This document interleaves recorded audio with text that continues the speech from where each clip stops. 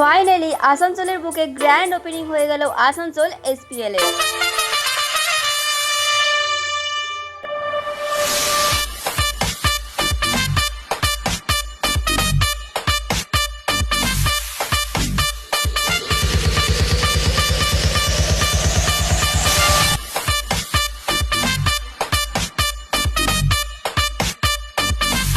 প্রতীক্ষার অবসান, আমাদের আসানসোলের বুকে আজকে গ্র্যান্ড ওপেনিং হতে চলেছে আসানসোলের আইপিএল অর্থাৎ এসপিএল সৃষ্টিনগর প্রিমিয়ার লিগ।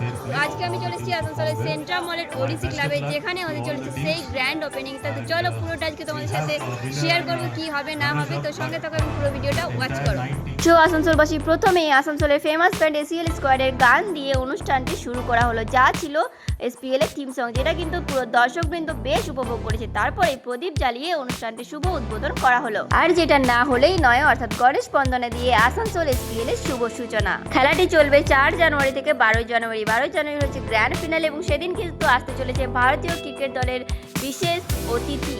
কে আসছে সেটার জন্য অপেক্ষা করতে হবে পরের ভিডিওর জন্য। তো তারপরেই আমরা চলে এলাম জার্সি প্রাপ্তির মোমেন্ট ক্যাচ করার জন্য, যা কিন্তু সমস্ত ক্রিকেটারদের জন্য একটা বিশাল বড় মুহূর্ত।